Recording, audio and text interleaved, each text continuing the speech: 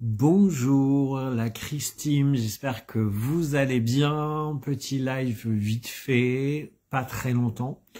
Juste pour vous expliquer deux petits trucs. Hier, je vous ai fait un post en disant que le hasard n'existait pas, que non, le hasard n'existe absolument pas. D'ailleurs, ce mot ne devrait même pas exister puisque tout a une raison.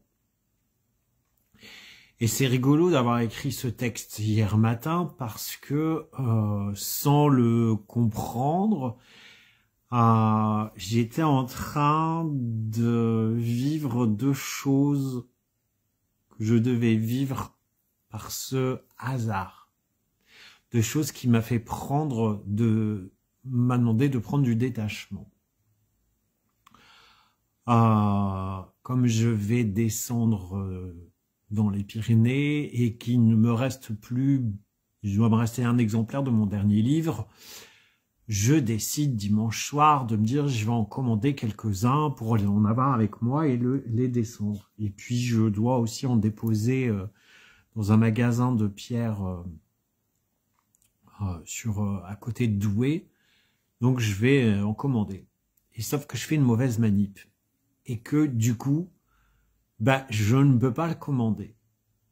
Donc ça m'agace parce qu'il faut attendre la validation. Bon, c'est pas grave, on n'est pas à une journée près.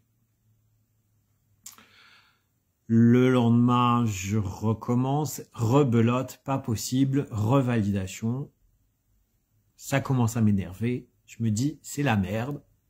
Bon, écoute, tant pis, valide et puis tu verras bien. Sauf que le soir, donc hier soir, j'ai l'un de mes amis et il me dit veux-tu faire une conférence, un atelier quand tu seras dans la région? Bien sûr que oui. Et forcément, si je fais un atelier et une conférence, ce sera une conférence. Je vous l'annoncerai dans pas longtemps. Avec moi, des bouquins pour pouvoir en vendre et pour pouvoir, voilà, ça merdouille. Ça a merdé. Et là, je comprends que je ne pouvais pas commander des exemplaires ni dimanche ni lundi parce que il y avait quelque chose derrière. C'est-à-dire que j'avais prévu d'en commander 4-5 et finalement, il faut que j'en commande plus si je fais cette conférence. Donc, tu vois qu'il n'y a pas de hasard derrière les choses qui nous arrivent. De la même façon, hier après-midi, j'avais un rendez-vous, une cliente qui m'a contacté sur Messenger, j'aurais dû me méfier, qui m'a demandé un rendez-vous pour sa fille. Puis après, elle a dit non, ma fille, elle veut une femme, mais le rendez-vous, je le maintiens pour moi parce que j'ai besoin. Est-ce qu'on peut faire de l'hypnose? Donc je dis oui, mais on fera pas de l'hypnose comme ça en claquant des doigts. Je fais une anamnèse avant de faire de l'hypnose. On fait pas ça comme ça, voilà. Hier matin, je lui renvoie un SMS pour lui confirmer le rendez-vous.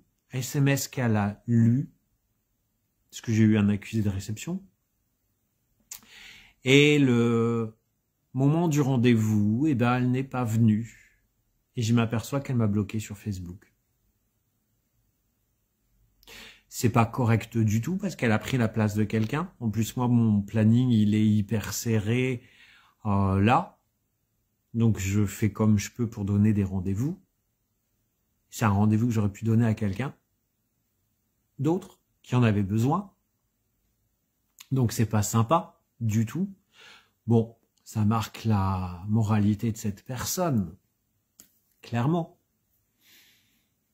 Et ça me met derrière ça m'enlève des épines du pied parce que ce genre de personne, je pense qu'elle n'est pas prête à travailler sur elle. Enfin bref. Mais derrière ça, du coup, pas de rendez-vous, 1 heure devant moi. Qu'est-ce que j'ai fait? J'avais en tête d'enregistrer un audio thérapeutique.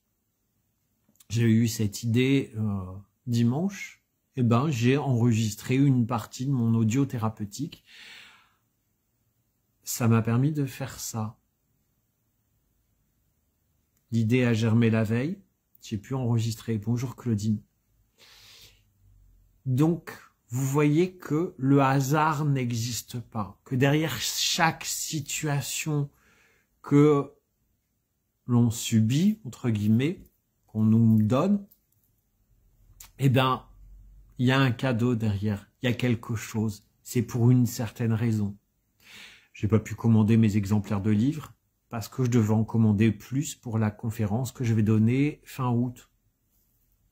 Forcément. La cliente n'est pas venue.